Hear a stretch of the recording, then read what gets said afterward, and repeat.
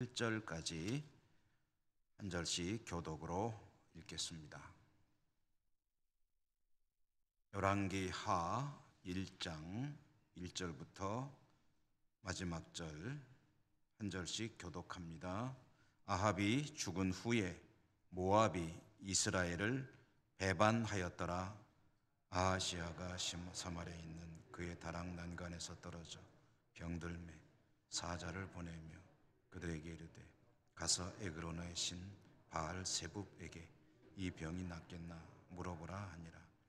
여호와의 사자가 디셉 사람 엘리야에게 이르되 너는 일어나 올라가서 사마리아 왕의 사자를 만나 그에게 이르기를 이스라엘에 하나님이 없어서 너희가 에그론의 신 바알 세붑에게 물으러 가느냐. 그러므로 여호와의 말씀이 네가 올라간 침상에서 내려오지 못할지라 네가 반드시 죽으리라 하셨다 하라. 엘리야가 이에 가니라. 사자들이 왕에게 돌아오니 왕이 그들에게 이르되 너희는 어찌하여 돌아왔느냐 하니 그들이 말하되 한 사람이 올라와서 우리를 만나 이르되 너희는 너희를 보낸 왕에게로 돌아가서 그에게 고하기를 여호와의 말씀이 이스라엘에 하나님이 없어서 네가 에그론의 신 바알 세붑에게 물으려고 보내느냐. 그러므로 네가 올라간 침상에서 내려오지 못할지라 네가 반드시 죽으리라 하셨다 하라 하더이다. 왕이 그들에게 이르되 올라와서 너희를 만나 이 말을 너희에게 한 그 사람은 어떤 사람이더냐. 그는 털이 많은 사람인데 허리에 가죽띠를 띠었더이다 하니 왕이 이르되 그는 디셉 사람 엘리야로다. 이에 50부장과 그의 군사 50명을 엘리야에게로 보내매 그가 엘리야에게로 올라가 본즉 산 꼭대기에 앉아 있는지라. 그가 엘리야에게 이르되 하나님의 사람이여 왕의 말씀이 내려오라 하셨나이다. 엘리야가 50부장에게 대답하여 이르되 내가 만일 하나님의 사람이면 불이 하늘에서 내려와 너와 너의 50명을 살을지로다 하매 불이 곧 하늘에서 내려와 그의 군사 50명을 살랐더라.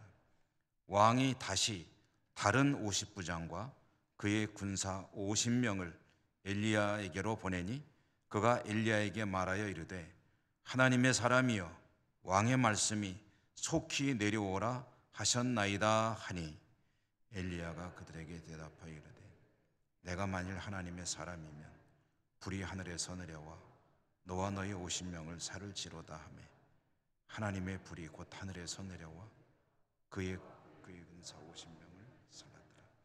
왕이 세 번째 50부장과 그의 군사 50명을 보낸지라. 셋째 50부장에 올라가서 엘리야 앞에 이르러 그의 무릎을 꿇어 엎드려 간구하여 이르되 하나님의 사람이여 원하건대 나의 생명과 당신의 종인 이 50명의 생명을 당신은 귀히 보소서.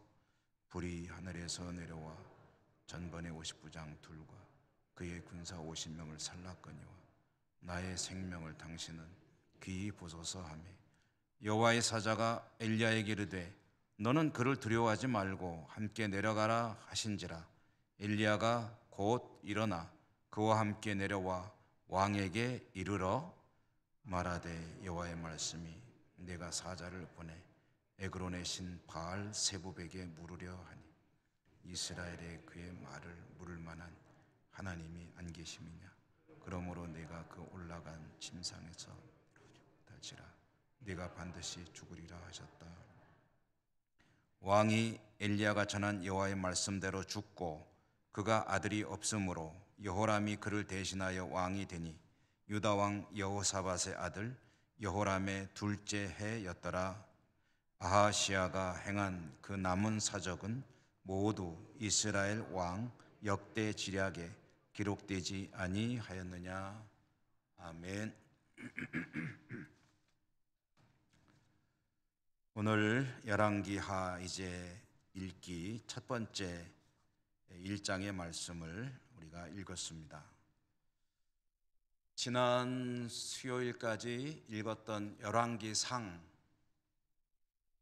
열왕기상의 끝 부분은 아합이 죽고 그 아들 아하시아가 왕이 되는 것으로 맞춰지죠. 그리고 이어지는 이제 열왕기하는 그 시작이 바로 그 아하시아의 이야기로 이어져 시작이 되고 있습니다.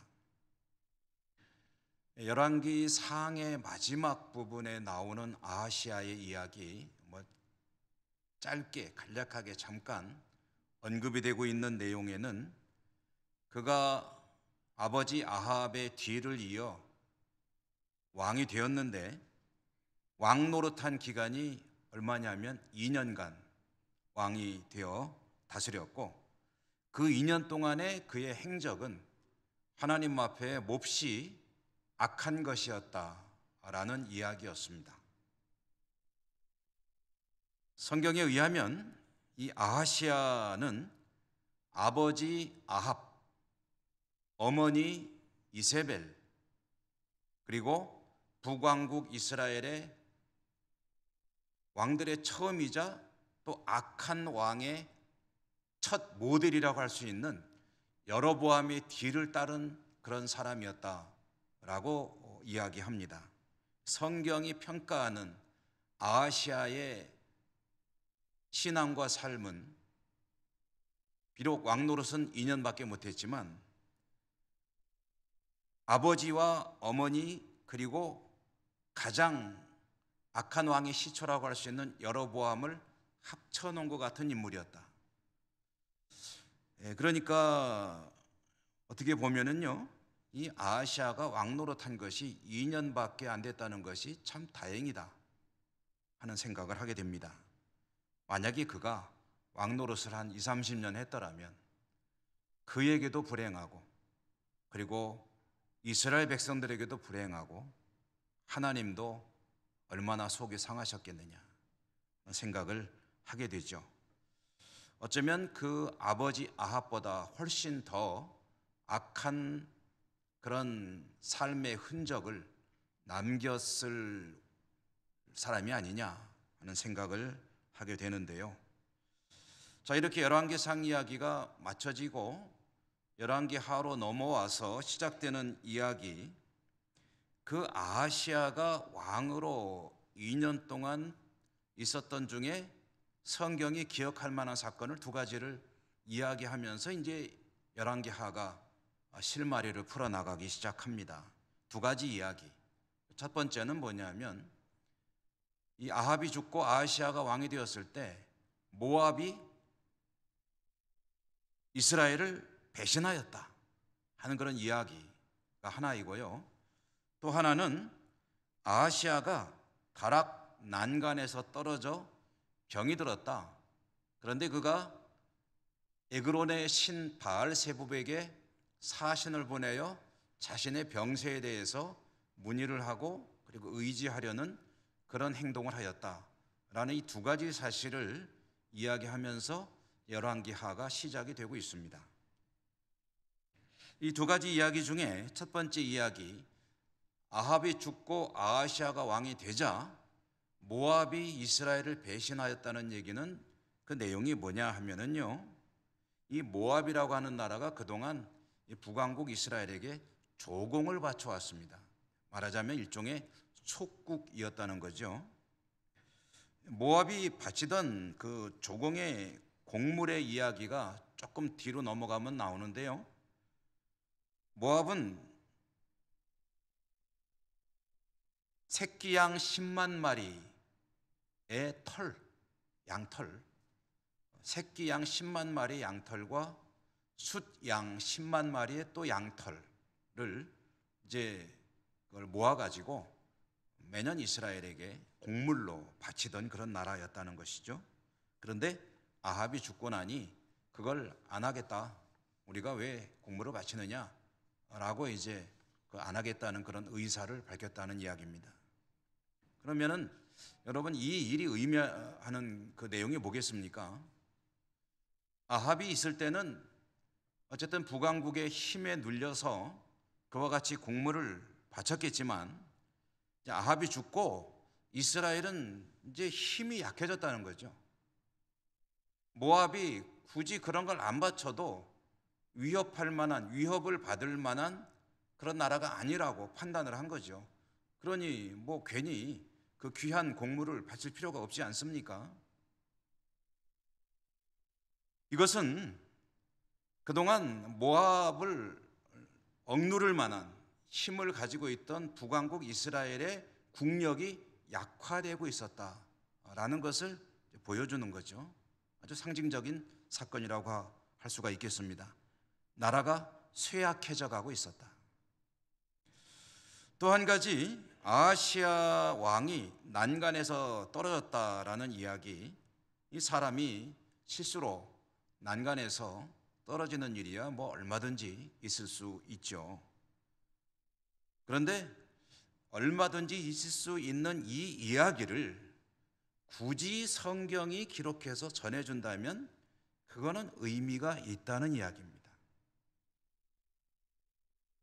사람이 하루 밥을 3끼 먹는다는 이야기는 당연한 이야기인데 성경이 그가 하루에 밥 3끼를 먹었더라 라고 만약에 기록해놨다면 그 속에 뭔가 의미가 있다는 거예요.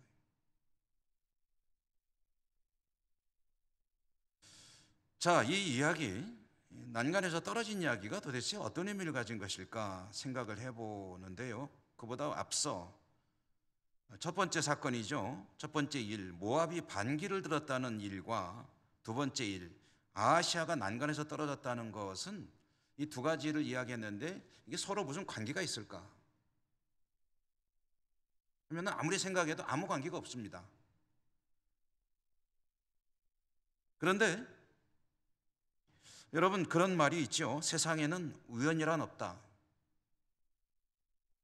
모든 일에는 그 일이 일어난 원인이 반드시 있는 법이다. 아무런 이유 없이, 원인 없이 발생하는 그런 현상은 없다. 일은 없다. 이런 것을 좀 잘 표현해 주는 그런 말로 나비 효과라는 말이 있죠. 나비 효과. 요즘에는 많이 씁니다만은 나비 효과라는 말은 전 세계의 기상을 관측하던 한 연구원에 의해서 이제 나오게 된 이야기라고 하는데요. 이 전 세계의 기상을 관측하다 보면은 대체로 이렇게 될 거라고 보는데 기상대의 예보라는 게 맞을 때도 있지만 안 맞을 때도 많죠. 요즘에는 뭐 많이 상당히 잘 맞는 편이지만 그런데 왜 안 맞을 때도 있느냐 하면은 이 기상이라는 것이 도대체 예측하기가 참 어렵다는 거죠. 너무나도 기상에 변수가 많기 때문에 앞으로 어떻게 될지는 사실은 정확한 예측은 불가능하다. 거기에서 나온 것이 나비 효과라는 말이죠. 그래서 예를 들어서 미국을 이제 중심으로 이야기하게 되는데 브라질, 미국은 북아메리카에 있고 브라질은 남아메리카에 있지 않습니까? 근데 이 남미의 브라질에서 나비 한 마리가 밀림에 있다가 날개를 펄럭거렸을 때 그 나비가 날개를 펄럭거리는 작은 그 공기의 파동이 이렇게 영향을 미치고 이렇게 영향을 미치고 이렇게 영향을 미쳐가면서 가다가 미국의 텍사스에 가게 되면은 그게 엄청난 토네이도, 돌개바람이죠. 막 집 같은 것도 막 삼켜가지고 다 날려버리는 그런 엄청난 바람이 될 수도 있다.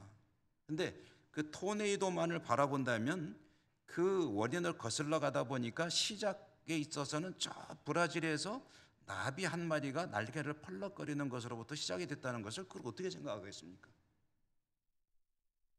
그러니까 나비 효과라는 말은 인과관계를 따져보면 아무것도 아닌 일 같은데 엄청난 일을 가져오는 경우가 있고 이것은 단지 기상에 관한 것뿐 아니라 우리가 살아가는 모든 삶의 영역에서 어디서든지 일어날 수 있는 일이다. 우리 인생에 일어나는 일들도 어떤 일이든지 원인을 따져가 보면은 하다 보면 그 원인을 알 수가 있게 된다 하는 그런 의미가 되겠는데요. 이 말은 이제 믿음으로 살아가는 저나 여러분 우리들의 이야기로 해본다면 우리 삶의 이야기는 일어나는 모든 일들 가운데 우연이란 없다. 모든 것은 하나님의 섭리 가운데에서 일어나는 것이다. 하나님이 계획하시고 또 이루어 가시는 그 수많은 일들 가운데 하나가 지금 이러한 일로 나에게 나타난 것이다. 이렇게 이야기를 할 수가 있다는 거죠. 자, 그러니까 여러분 보십시오. 모압은 아합이 죽었을 때 어찌하여 이스라엘에게 조공을 바치다가 반기를 들었을까? 뭐 거슬러 올라가면 수많은 이야기들이 그 안에서 나올 수 있겠지만, 또 아하시아는 왜 난간에서 떨어지게 된 것일까? 그것도 올라가다 보면 수많은 원인들이 있겠지만, 믿음으로 살아가는 우리들은 뭐라고 이야기하냐면 거기에 하나님의 섭리와 하나님의 계획이 있다, 하나님의 뜻이 있다 라고 이제 이야기를 해야 되는 것이고, 그러므로 이 원인이 뭐냐 하면은 하나님의 뜻이, 계획이 그 안에 있는데, 그러면은 왜 하나님께서 그런 일들이 있게 하셨느냐 하는 그 원인을 찾아보는 것이 우리의 신앙에, 우리의 삶에 이제 필요한 것이 되겠죠.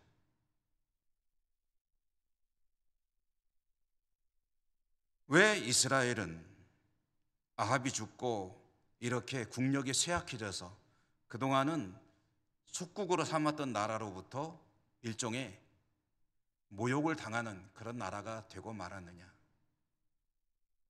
또 아하시아는 사실 성인인데 난간에서 떨어지는 실수를 왜 한 것이냐?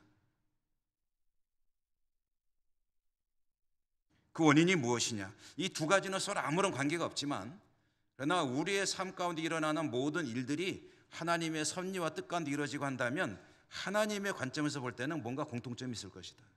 그게 뭐냐는 거죠.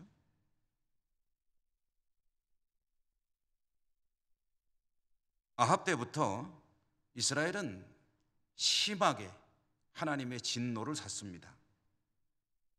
그리고 그 뒤를 잇는 아하시아는 보니까 2년밖에 왕노도 안 했지만 아버지보다 한술 더 뜨는 그런 아들이었습니다.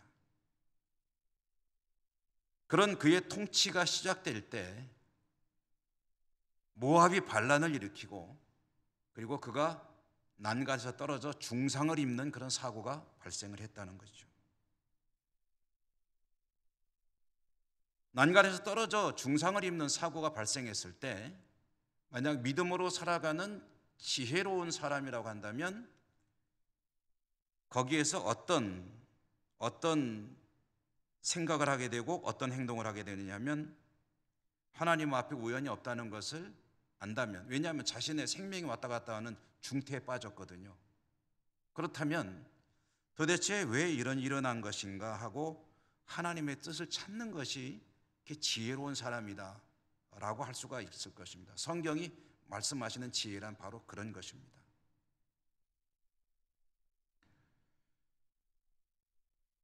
난간에서 떨어져 많이 다쳤습니다. 생명의 위협까지 느낄 정도였습니다. 내가 일어날 수 있을까요? 라고 신에게 찾아가서 물어볼 정도면은 지금 심각한 그런 중상을 입은 겁니다.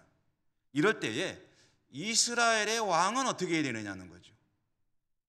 이스라엘의 왕이 이런 위기를 만났을 때 그가 해야 될 행동은 뭐냐? 하나님을 찾아야 되는 거죠. 그런데 아하시아는 어떻게 했느냐고 보니까 열왕기하 이야기 시작되는 얘기가 바로 그 이야기로 시작되는 겁니다. 아하시아는 난간에서 떨어지자 에그론의 바알세붑을 찾았다. 그에게 사신들을 보냈다. 에그론은 블레셋의 도시입니다. 블레셋의 5개 도시, 블레셋이라고 하는 나라는 5개 도시의 연합국가인데 그 중에 하나가 에그론입니다. 이 에그론의 신 바알세붑, 이 바알세붑이라는 말의 의미가 뭐냐면은 파리들의 임금이라는 뜻입니다. 뭐 파리 대왕이라는 소설도 있죠. 노벨상 받은. 그런데 이 바알세붑은 파리들의 임금이라는 의미이고요. 그래서 이 성경을 연구하는 이들에 의하면 이 바알세붑은 이 신의 진짜 이름은 아닐 것이다. 그런데 그 이름을 파리들의 신이라고 조롱하는 의미로 이렇게 불렀을 것이다, 이렇게 보는데요. 어쨌든 이 바알세붑을 찾는 이 아시아의 모습, 그것을 언급하면서 열왕기하가 시작이 된다는 거예요. 하나님의 마음이 얼마나 지금 분노 중에 있느냐를 열왕기하를 읽으면서 볼 수가 있죠. 하나님을 찾아야 할 사람이 하나님은 철저하게 무시하고 우상을 찾아 제가 살 수 있을까요? 라는 것을 물어본다. 이 최악의 선택을 아하시아가 이제 해가고 있는 것을 보게 되는 거죠. 여러분, 그 신명기에 보면은요, 신명기에서는 이스라엘의 왕이 절대로 해서는 안 되는 행동 3가지를 하나님이 율법으로 명하고 계십니다. 이스라엘의 통치자인 왕은, 신명기가 설교 아닙니까? 이스라엘 백성들이 가나안 땅에 들어가기 직전에 하나님이 모아놓으시고 모세를 통해서 설교를 하셨는데, 너희가 가나안 땅에 들어가면 이렇게 해야 된다. 그리고 너희가 왕을 요구해서 왕을 세우게 되면 왕은 이렇게 해야 된다 하는데, 절대 해서는 안 되는 것 3가지, 그리고 반드시 해야 될 것 1가지. 이스라엘의 왕이 반드시 기억을 하고 해서는 안 되는 하나님의 지엄하신 명령 3가지. 첫째는 뭐냐면, 이스라엘의 왕은 군사력을 키우기 위해서 노력하면 안 된다. 좀 뜻밖이죠. 나라를 강력하게 하는 것은 사실 왕의 책임 중에 하나거든요. 근데 군사력을 키우려고 애쓰지 마라. 병마를 확충하려고 노력하지 마라. 요즘 말로 한다면 국방 예산을 늘리지 말고 탱크 사느라고 열 올리지 마라. 2번째로는, 이건 이제 요즘 같으면 있을 수 없는 일이지만 고대 사회니까 이제 그런 이야기가 나왔는데, 절대 아내를 많이 두지 마라. 옛날 왕들은 아내들 여러 두었으니까요. 근데 이스라엘의 왕은 아내를 절대 많이 두면 안 된다. 3번째로는 돈, 금과 은에 욕심을 부려서는 안 된다. 야, 이러고 보니까 당장 떠오르는 임금 하나 있죠. 누굽니까? 이 3가지를 다 엉긴 솔로몬은 국방력 확충에 있는 힘을 다했죠. 아내가 좀 많았죠. 좀 과하게 많았죠. 그리고 얼마나 금을 끌어모았습니까? 이 3가지 하나님의 명령을 다 어겼을 때, 그때부터 이스라엘은 사실은 속으로 병들어가기 시작했다. 자, 이 3가지는 쉽게 표현해 보면, 힘을 추구하지 마라, 성적으로 타락하지 마라, 돈을 추구하지 마라.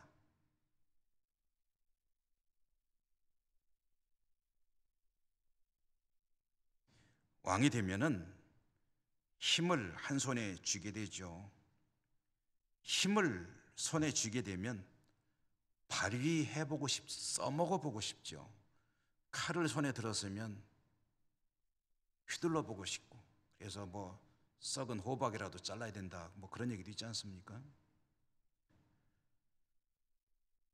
왕이 되면 한 손에 권력을 쥐게 되고 강력한 왕이 되고 싶을 것이고, 그 강력한 왕이 되기 위해서 뭐가 필요하냐? 힘이 필요하다. 그리고 자기 위세를 발휘하기 위해서, 보이기 위해서도 여성들을 많이 끌어모으는 이들이 있습니다. 또 국방력 강화를 위해서 여성들과 동맹을 맺는 솔로몬 같은 사람도 있었습니다. 그리고 그와 같은 체제를 유지하기 위해서는 돈이 많이 필요하죠. 그러니까 기업들로부터 돈을 다 상납받아 가지고 특혜를 주고, 이런 정경 비리가 발생하는 거 아니겠습니까?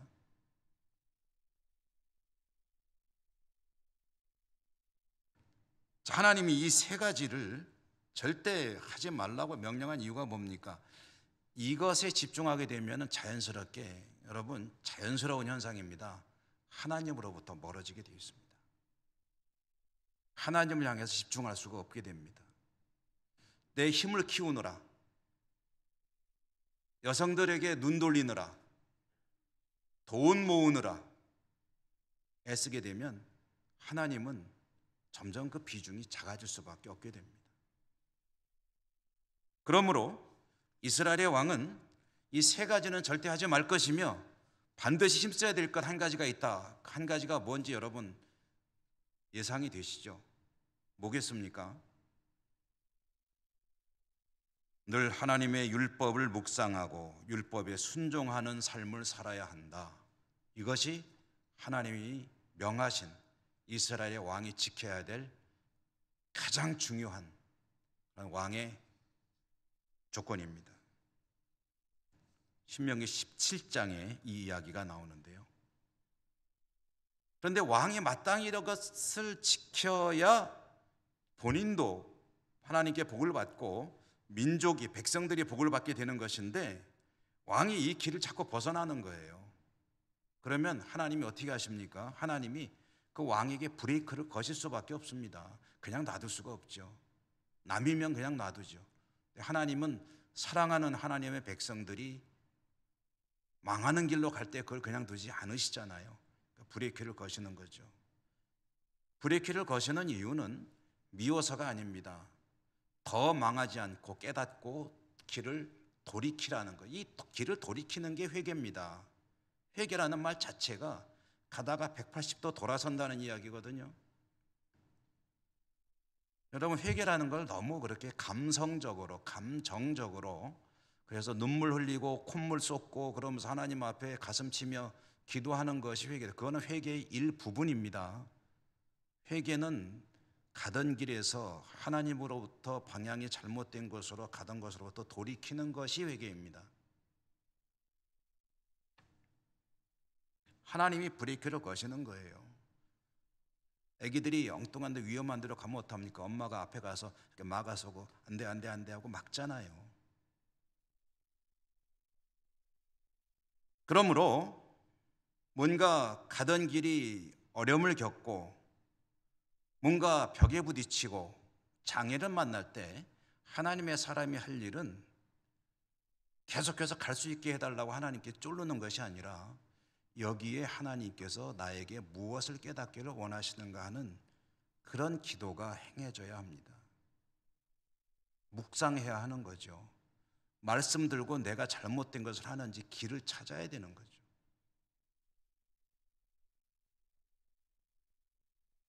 사실 열왕기 상하 이 왕들의 이야기 전체가 다 그 이야기라고 해도 과언이 아닙니다. 아하시아는 난간에서 떨어져 위태로운 상태에 빠졌을 때 바알세붑을 찾는 것이 아니라 하나님을 찾아야 했는데 그는 그래도 정신을 못 차리고 엉뚱한 우상을 찾아 사신들을 보냈습니다. 하나님께서 그대로 두실 수 없지요. 길을 막는 거죠. 엘리야를 보내십니다. 그래서 에그론의 바알세붑을 찾아가는 아하시아의 신하들의 사신들의 길을 탁 막죠. 그리고 돌아가서 아하시아에게 이 말을 전해라. 너는 사고로 인한 상처를 치유받지 못하고 죽게 될 것이다. 이 말을 전해라. 침상에서 내려오지 못하고 거기서 네 인생은 끝날 것이다. 중도에 돌려보냈습니다. 아하시아는 에그론의 바알세붑에게 내가 나을 수 있을까요? 일어날 수 있을까요? 가서 좀 물어보고 와라 하고 보냈던 신하들이 일찍 왔습니다. 왜 일찍 왔냐? 가다가 여차저차해서 중도에 돌아왔습니다. 너희를 막아선 그 사람이 어떻게 생겼더냐? 털이 많습디다. 아하, 엘리야로구나. 여러분, 그때라도 깨달으면 얼마나 좋을까요? 그런데 아하시아가 한 결정이 뭐냐면 군대 50명 보내서 빨리 잡아와라. 우리 아버지에게 그렇게 눈에 가시 노릇하더니 이제는 나에게까지 그런 짓을 하는구나. 가서 잡아와라. 50명이면 충분하지 않을까 하고 보냈겠죠? 그런데 50명이 하늘에서 불이 내려 다 타 죽습니다. 두 번째로 또 보냅니다. 똑같은 일이 또 벌어집니다. 세 번째로 또 보냅니다. 아하시아가 참 어리석죠. 50명분에서 안 됐으면 차라리 500명분 했으면 또 어떨지 모르겠는데, 그래도 마찬가지죠. 뭐 엘리야가 칼싸움에서 죽인 것이 아니라 하늘에서 불이 내려와서 죽었는데 5천 명이 아니라 5만 명을 보낸들 무슨 의미가 있겠습니까? 세 번째로 보내진 군사들, 그들도 엘리야 앞에 갔던 두 팀과 똑같이 행동했다면 역시 화를 당했겠죠. 그러나 세 번째 파송된 군사들은 다행히 그 지휘관이 지혜가 있었습니다. 그래서 엘리야에게 교만하게 꼼짝 말고 오랏줄 받아라 라고 하지 않고 엎드려서 간청했습니다. 우리를 죽이지 마십시오. 우리는 왕의 명령대로 할 뿐입니다. 우리가 무슨 잘못이 있습니까? 왕의 부하로서 왕의 시키니까 하는 것인데 우리를 죽이지 말아 주십시오. 우리의 목숨을 불쌍히 여겨 주십시오. 거기에는 어떤 의미가 들었습니까? 당신이 죽이면은 우리는 죽을 것이요, 당신이 살려주면 살 것이라는 그런 하나님을 향한 일종의 믿음의 고백도 들어있는 것이죠. 겸손하게 하나님 앞에 무릎을 꿇고 죽이지 말아달라고 탄원을 할 때 그들은 목숨을 건질 수 있었고, 하나님께서 엘리야에게 그들을 따라 가라, 겁내지 말고 가라 라고 말씀하셨고, 엘리야가 아하시아에게 가서 똑같이 다시 한번 먼저 했던 이야기를 반복합니다. 당신은 침상에서 내려오지 못하. 그 말은 지금 그 당신이 입은 그 상처가 회복되지 않고 그것 때문에 당신은 죽게 될 것이다. 그 이야기를 하는 거죠. 그리고 하나님께서 엘리야를 통해 하신 말씀 그대로 아하시아는 병상에서 일어나지 못하고 이제 그 생애를 마감하게 됩니다. 그 기간이, 그 왕노릇한 기간이 불과 2년이 안 됐다는 거죠.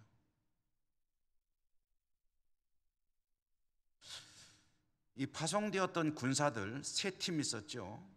이 사람들을 통해서도 우리는 한 가지를 생각해 보게 됩니다. 똑같은 조건으로 파송되었는데 두 팀은 망했고 한 팀은 그래도 생명을 건졌습니다. 두 팀과 마지막 팀의 차이가 뭐였는가를 잠깐 한번 생각해 보겠습니다. 여러분, 뭐가 다른가요? 첫 번째, 두 번째, 세 번째 모두 왕의 명령으로 출발했죠. 그런데 하나님 앞에 섰을 때에, 하나님의 사람 앞에 섰을 때에 첫 번째, 두 번째 팀은 왕의 명령에 충실했습니다. 그것은 뭐 잘못한 건 아니죠, 사실. 그렇지만 세 번째와 다른 점이 있습니다. 그것은 첫 번째, 두 번째 팀은 왕의 명령이 악한 것이라는 것을 그 정도면 사실 알만한 분별력은 있는 사람들이라고 봐야 되겠죠. 세 팀 다.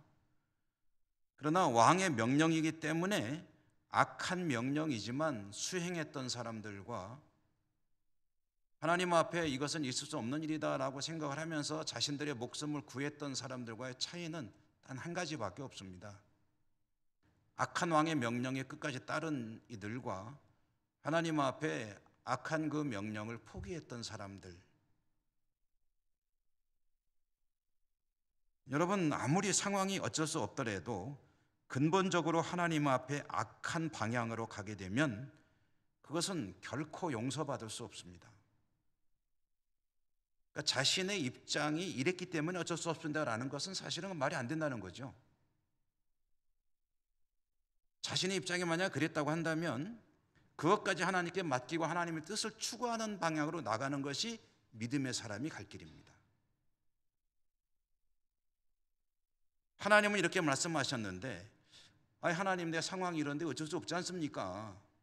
나도 남의 밑에 있는 사람인데, 그러니 시키니까 어쩔 수 없이 이게 하나님 뜻이 아닌 건 알지만, 하나님 뜻을 역행하는 것은 알지만 이해해 주십시오 라고 말하고 가는 것은, 그것은 하나님 앞에 어떤 타당한 설명이 되지 못한다는 거예요.